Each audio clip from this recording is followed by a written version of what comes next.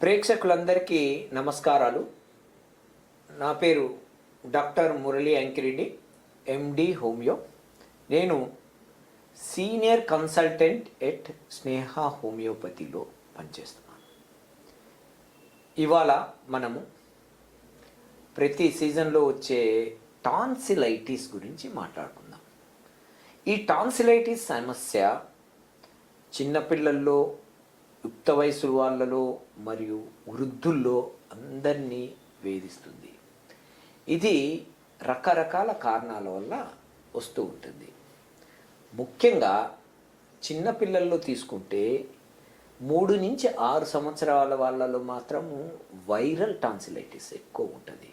అది Adreno virus, influenza virus, ఇంకా మిగతా చాలా వైరస్ కారణాల వల్ల వస్తూ ఉంటుంది. ఇక 12 నుంచి 14, 16 సంవత్సరాల వాళ్ళలో స్ట్రెప్టోకోకస్ అనే బ్యాక్టీరియా వల్ల వస్తుంది. సరే, ఇవి వైరస్ బ్యాక్టీరియాలే కాకుండా ఇమ్యూనిటీ లోపాల వలన, మన వ్యాధి నిరోధక శక్తి లేకపోవడం వలన కూడా వస్తూ ఉంటుంది. అది వయసుతో సంబంధం లేదు. ఇది మాటికి వచ్చే సమస్య గొంతు నొప్పి, అంటే టాన్సిల్స్ వాయడము, టాన్సిల్స్ ఎర్రబడ్డము, మింగుతుంటే నొప్పి రావడము, దాంతోపాటు జ్వరము, దాంతోపాటు చలి, ఇవన్నీ లక్షణాలు ఉంటాయి. ఈ లక్షణాలు అక్యూట్ టాన్సిలైటిస్లో ఎక్కువగా ఉంటాయి. ఈ అక్యూట్ టాన్సిలైటిస్ మాటికి తిరగబడుతూ ఉంటే దాన్ని క్రానిక్ టాన్సిలైటిస్ అంటారు. ఈ క్రానిక్ టాన్సిలైటిస్, అక్యూట్ టాన్సిలైటిస్ను ఎక్కువగా మనం డిఫరెన్సియేషన్ చేసినాం. ఏది వైరల్ వల్ల వస్తుంది, ఏది బ్యాక్టీరియల్ వస్తుంది.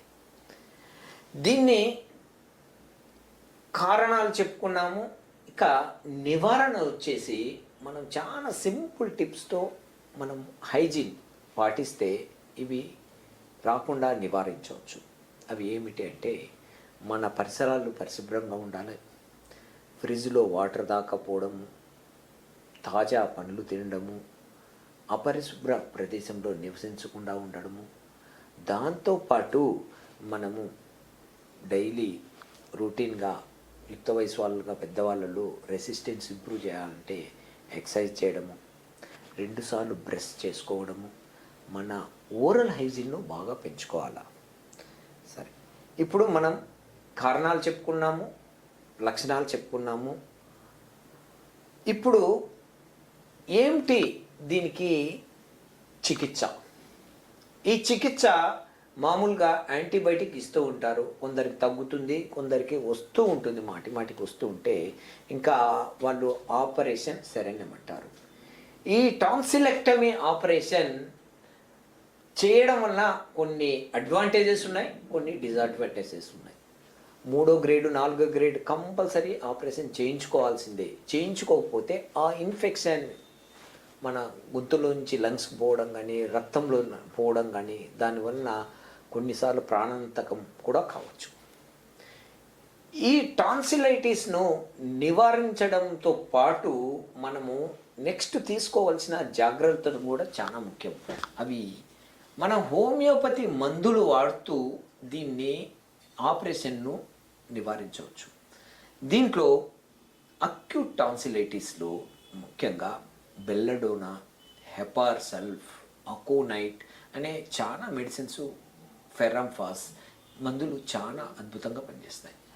ఇక ఈ టాన్సిలైటిస్ దీర్ఘకాలికంగా వస్తుంది, దీర్ఘకాలికం అవుతుంది అంటే దాంట్లో మనకు చాలా అద్భుతమైన మందులు ఉన్నాయి.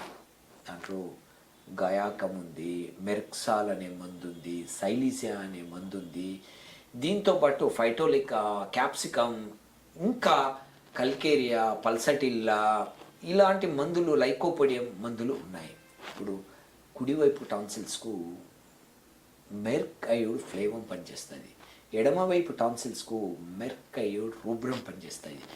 ఇవి ఈ టాన్సిల్స్ నివారించడమే కాకుండా వ్యాధి నిరోధక శక్తిని పెంచడంతో పాటు మనము పూర్తిగా శాశ్వతంగా దీన్ని నివారించవచ్చు హోమియోపతి మందులతో. ఈ హోమియోపతి మందులు వాడుతూ ఆహార నియమాలు, మంచి ఎక్సర్సైజ్, తాజా కూరగాయలు పండ్లు తీసుకొని మీ ఇన్నర్ రెసిస్టెన్స్ను ఇంప్రూవ్ చేసుకోవచ్చు. ఈ చేసుకోవడం వలన ఈ టాన్సిల్స్ను పూర్తిగా నివారించవచ్చు.